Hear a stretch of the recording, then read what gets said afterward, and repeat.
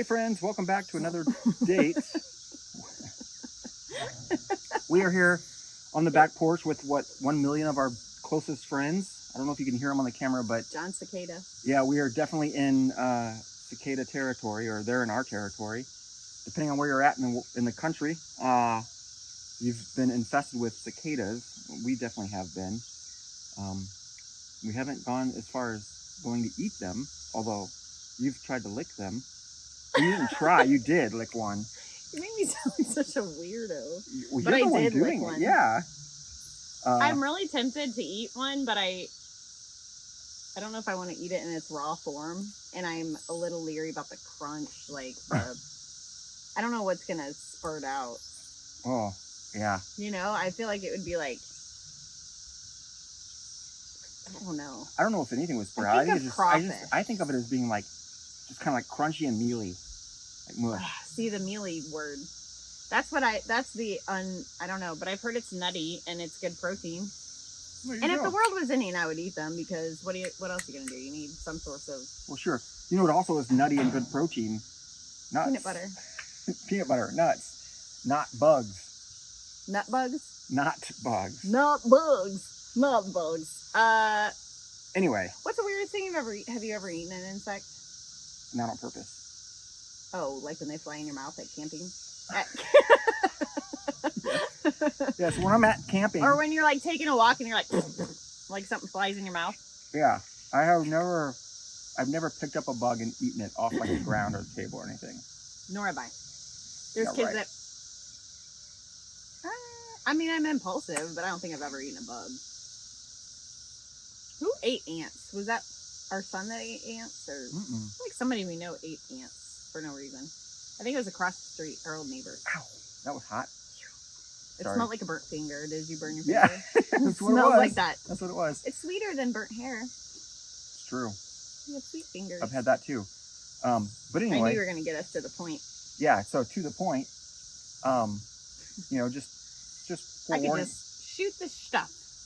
Forewarning everyone about all the different sounds, cicada sounds in the background. But did want to talk to you about a little bit about, I was thinking about how technology impacts your job as a teacher and what you're seeing in youth today, and whether it kind of made me think about is technology helping or is it hurting? Well, also your job, your career is technology. Yeah. So what, do you find yourself as an individual, would you be pro technology advancement, or whoa Nelly, slow it down? It's hard, I think, also for our age range.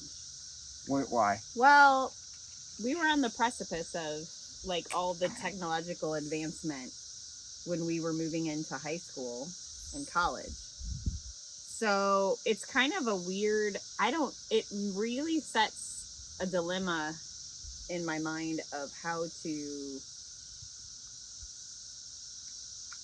for instance, when you had to write a paper in high school, you had to go to the library and check out multiple books that may have content and go through them. May have content and go through them. I hated that so bad. So when you think now, you can literally Google search anything and get your answer in seconds. That is a huge You don't even have asset. to do that. You can just have a chat GPT write it for you.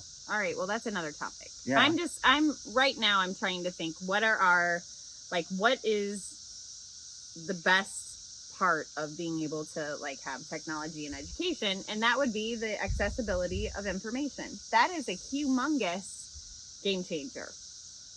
But with what you were just bringing up, I have major concerns about the inability for students and children at this stage to know how to read and write correctly. And I'm wondering if we're accommodating their inability by not holding them to a higher standard, or if we are making an assumption that they won't need those fundamentals because the computer will do it for them. And so we're putting our efforts in other areas. Like, there's such a now push for mental health, and I feel like we're really striving for test standards and mental health. But I don't know,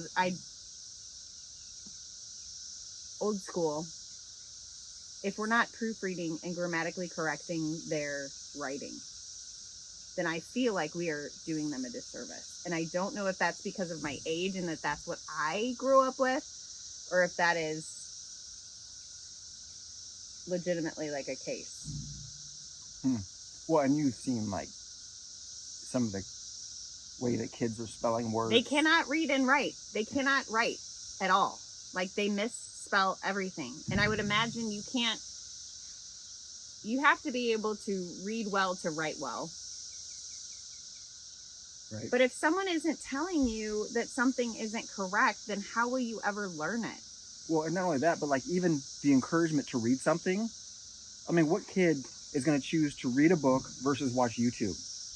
Well, or watch something or have something read to, like even like audio books and the various services that you can subscribe to listen to books, and like nobody even is going to read anymore. The greatest debate is, do you ride the wave and accept the fact that we are in a transitional state of moving toward accepting technology in education, or do you fight it and try to use traditional ways to continue education despite the technology? And that's the greatest debate. That is the hardest thing. But I think, like you were mentioning, that on one hand, technology is extremely beneficial and helpful because, for instance, you have certain students that have special needs, that have different communication styles. Yeah. And some of them need something like a tablet or some type of technology where they can use it to communicate effectively with teachers and other students. So in that realm, it's huge.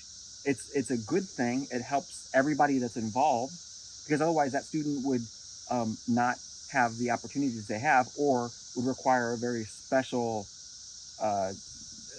assistance or something like that to get them what they need. So on that hand, it's extremely helpful. Yeah. But when we're giving then that to every child, and they're using it to just, like you said, search up stuff or just watch or for entertainment, then it kind of goes. It's just a slippery slope, because we have to. You guys, teachers have it really hard these days. Just to lay it out there, completely vulnerable. Like, the problem is that you have a classroom full of 25 to 30 students as an average public school setting. You are one human being trying to navigate the decisions and free will of 25 to 30 children in one space. And that feels to me like an impossible feat, because we are also wanting to incorporate inclusivity, and that means that you've got certain children in your classroom, yes, that have high special needs. Some of them have a para, which is a individual with special school district that will come in and help one-on-one accommodate what they need in the classroom. Some of them do not have that. It depends if they qualify. So you as the teacher are making sure that everybody in your classroom has what they need. And then you're also trying to consider how everyone learns. So now we're also considering learning styles. This person learns audibly. Yeah. This person needs visual. So then you're trying to strategize that.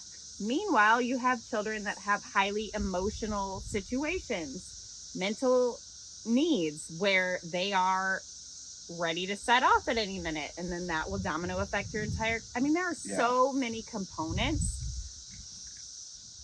that to set an expectation where teachers can monitor a computer... Holy cow, you're just trying to make sure nobody dies in your room.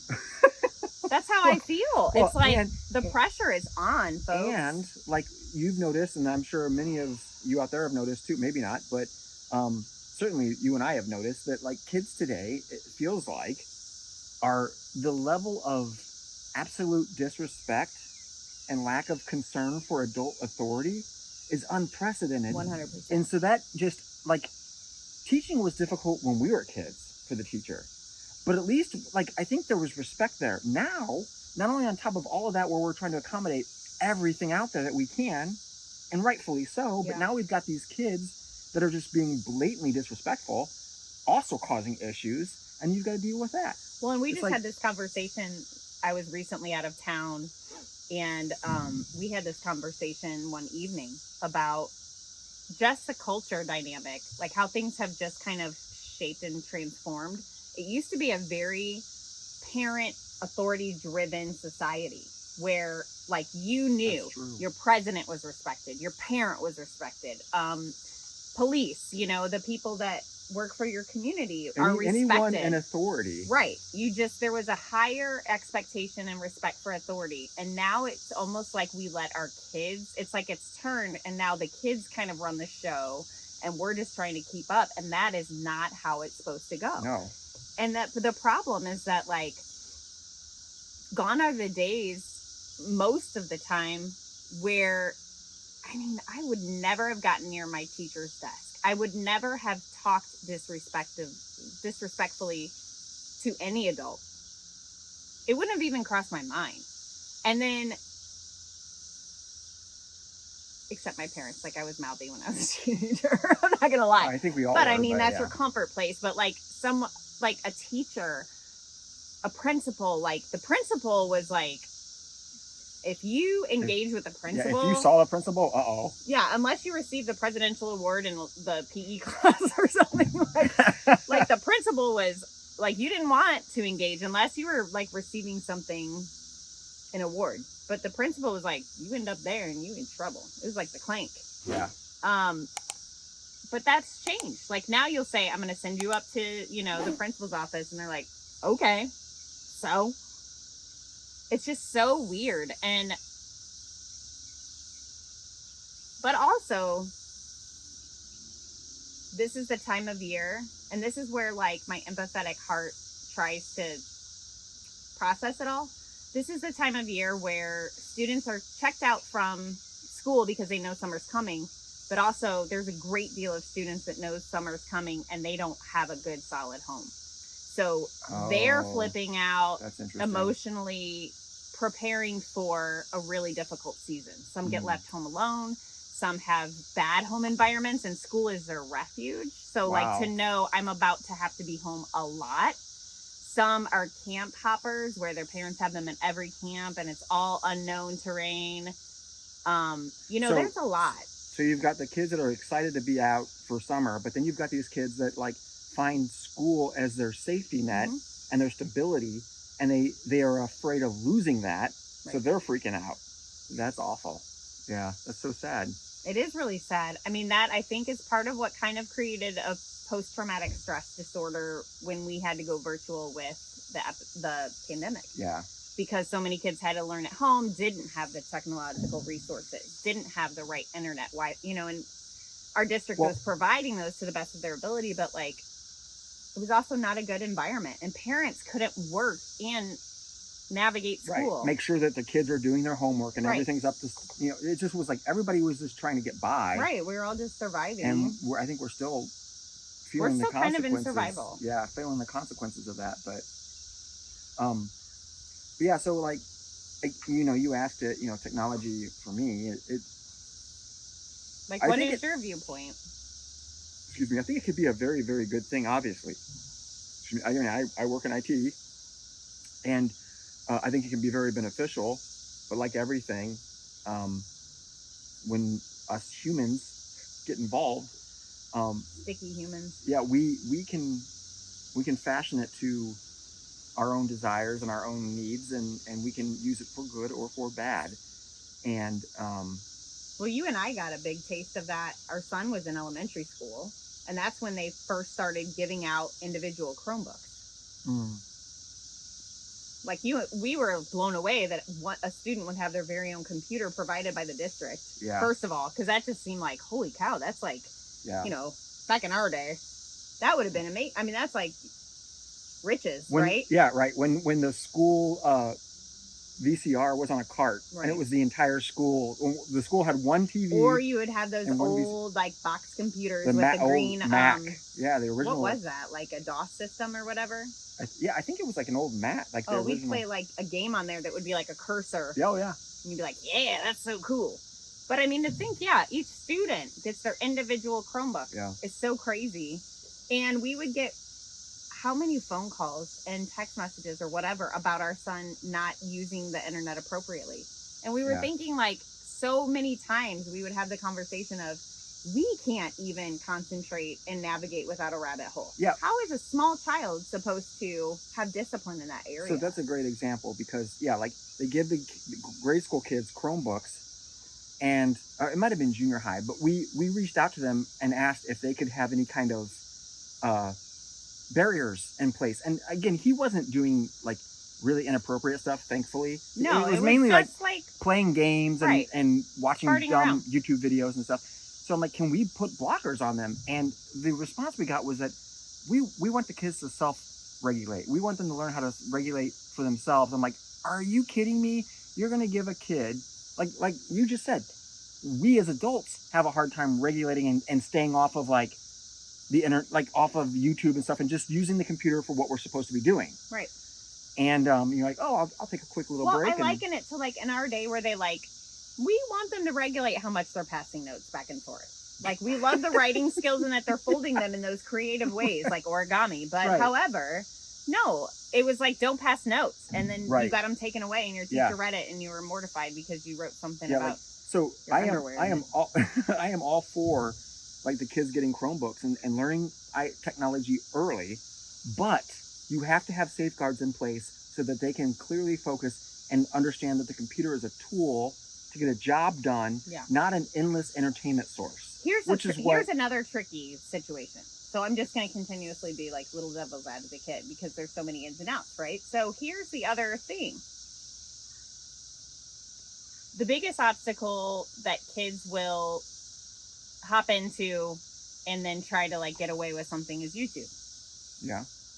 One of the best resources for self-directed opportunities in the art classroom is for them to get their Chromebook and use a site that helps them do a drawing individually, because they need to go at their own pace. It's like a beautiful thing because you can say, here's the link to that particular piece of art or drawing I want you to create through using this YouTube video.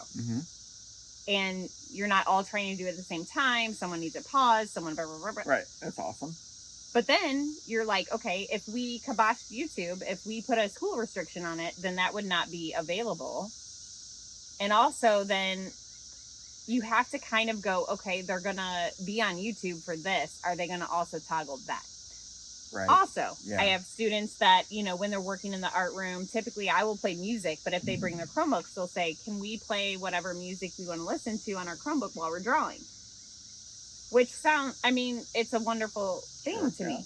And so I'll say, yeah, but then in order for them to play it, they don't have like Spotify or Pandora or whatever. They'll say, okay, can I pull up the music on YouTube? Well, if you watch some of the videos on YouTube, so I'll say, well, you can listen to it, but you can't watch it. So if you want to play the music, fine. Yeah. It's so tricky. Yeah, but some of these videos I've seen. Oh, sure. Whoo! And it's really difficult to be able to, like, you can't, it isn't just like a black and white, no YouTube or some YouTube, like, and you can't go in there and say, okay, they have access to, maybe you could. There's a school district, like, restriction on something. So they can't access everything. Like, the district has very specific, like, areas where you can and can't access. So, I mean, they couldn't get into something too sketchy. But the whole point is them on anything other than what they're supposed to be doing is the challenge and the hard thing to deal with there. It's basically them not being able to regulate themselves, which, why would we expect that? They're kids. But then just letting them do that is... I cannot imagine. I mean, let's just put ourselves in, like, normal accessibility to any social network or anything. If I'm at home and I pick up my phone, everyone knows it's a instant rabbit trail, right? So it's like, okay, I'm looking for a recipe and then I find the recipe and then I'm like, am I chubby? I should look at my BMI. And then I go to my BMI and then I'm like, Oh, well, what's a new weight loss? Oh, and then there's this diet plan. Oh, and then it's in a book. Oh, but I want to read this other book. Oh, and then I go to the library, and then I'm like, oh, and the library has all these new resources. Oh, this art like, it is just one thing to another. Yeah. If I had that in the boring, stupid classes that I hated in elementary and middle school and into high school. Yeah, you would do that. Yeah, like, why the heck would I be listening to the want teacher that I have to... And we've had this talk. I'm the want teacher. I mean, you're a teacher. I don't know your want, but I have fun with the kids. I think that most of the time I'm not that. Anyway, go ahead. But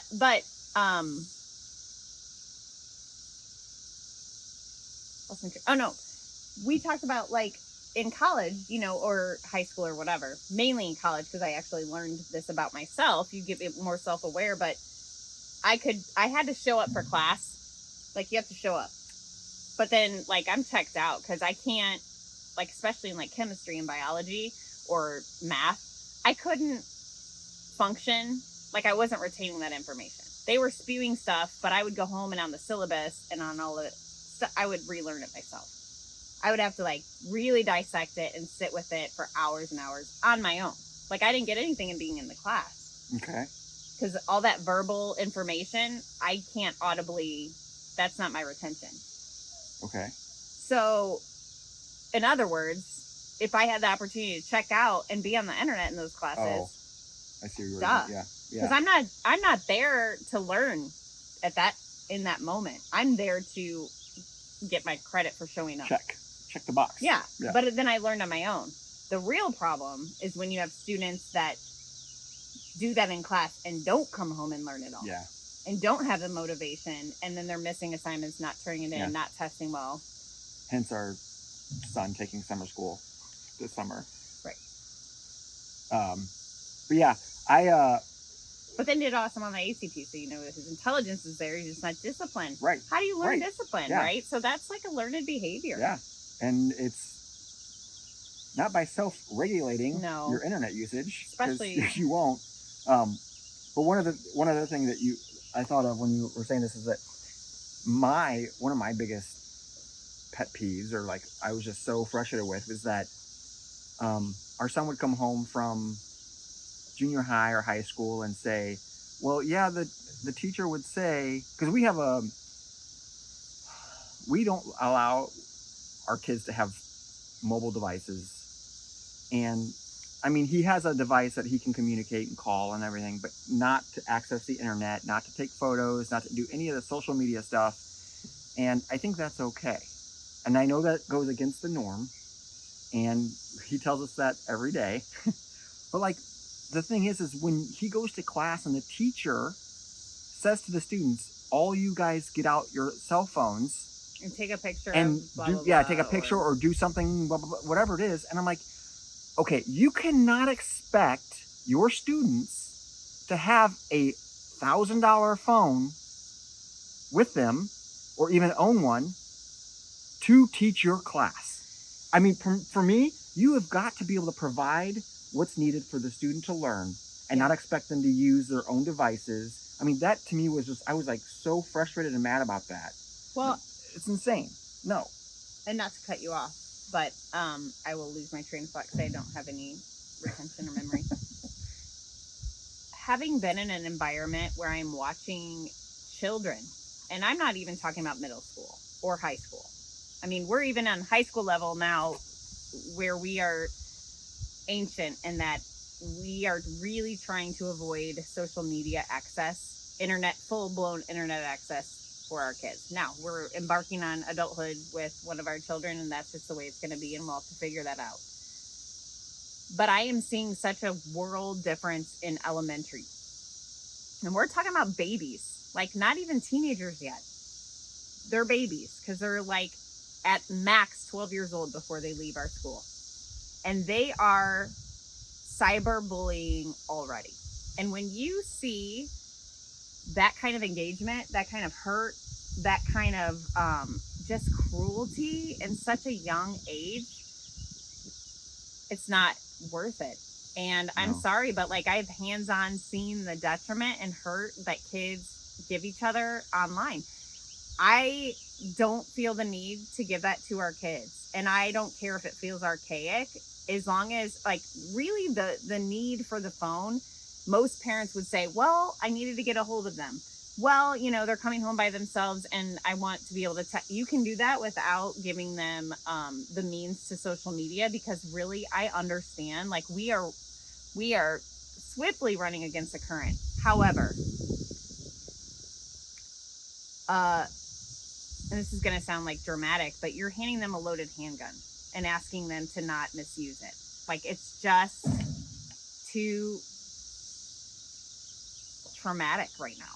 Yeah. That sounds really dramatic, but I'm sorry. I've seen so many horrific things in young people, and it's just getting younger because of the accessibility to know all this information. Way before you should never learn it, but they're learning it so young. And that was one thing that, one point that you brought up when we were going through this initially with our son.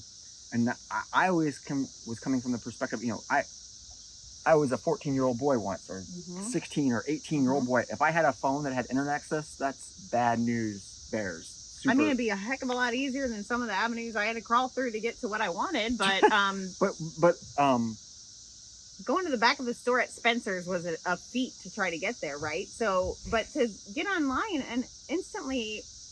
No, so, but the thing is, like, so I was always, I was approaching it from the perspective of my son getting himself into trouble, looking at things he shouldn't be looking at, or what have you. But then you brought up the point of, like, you know, when we give you access to that, you are also opening yourself up to being bullied and being ostracized, potentially. If somebody decides that they want to put you in their crosshairs and then starts a social media campaign against you, that's horrifying. And I mean, it can lead to suicide, it can lead to depression, it can lead to all kinds of things. And it's all a bunch of just made up stuff. Right. Like, and as parents, we have to decide, is that worth it? I mean, is it worth it to give them this because they want it, knowing we could potentially hurt you with, I mean, we are choosing, like, we would never hurt our kids, but we're choosing to hurt them if we allow them to have this thing that could really impact who they are. Yeah. And I feel like we have really strong, polite, to an extent. Our son is like he's just super sweet. And I think part of that, and he is, like, we've had people say to us, he is like the most respectful teenager we've witnessed, or he is the most kind person. And this is on more than one level. And I think part of that comes from the inability to be influenced. Now, we're not stupid. We know he can access things all over the place without our consent. And I'm sure he is. And you should but he also be doing things like, you know. But he also knows our stance. Yeah. He knows what's expected of him and what we hope to see. And so I think those still, even though he might be curious and doing things, it's still hopefully going to guide him in the right path. There's things instilled at the root that even if, like, some weird things grow off the plant, it can be nipped and your roots are still strong. There's a growth. Get rid of it. But, you know, I mean, really, though. So, you got a cute face, but if you put some black makeup all around it, it's only temporary. Yeah. You know, like, we all go through seasons where we, like, do weird stuff. But, like, if your core is solid, you know who you are, you know where you came from, yada, yada. Yeah. Those things are temporary. And everyone's going to go through temporary things. But I think we're just trying to set a good core. All that to say, kids today they're not typically monitored on technology. I've had first graders that say, oh, I've seen this backdoor yada yada thing on the internet. The end is near. The end is here. Like, dark backdoor stuff. And I'll say, my parents don't care what I watch on YouTube. First grade. Those are babies. That's 6, 7 years old. Yeah. Like that. Or like, well, do you have a phone? Yeah. Can you only watch it, like, in the living room? No, I take it in my bedroom. Yeah. So there you go. There's the lesson for the video, I think, is that don't let your kids get rotten to the core. We want them to have healthy cores. But like, we get, like, everybody's different. Parents however Yeah, they it's see. in no way judgmental. Yeah, no. This is just like giving you some insight as to like what's noticed. Yeah, well, and so these are the things that we do, and these are the things that you, as an educator of young people, see on a daily basis. So, I don't know. Hopefully this is helpful to somebody out there. And if you guys have got any comments or yeah, I think it's a great thoughts, conversation to continue just as a community. If you have any like thoughts on it in your own experiences or belief or technology, good or evil? Or how do we balance between the two? Because I don't know that it's one or the other. I think it's how do we balance. Skynet coming? What's Skynet? Terminator. I'll be back. Okay. Well, we thank you guys for stopping by. We hope you come and join us for our next date night. And we'll catch you in another video. Wow. You mad? No. Just a terrible joke? I just don't understand.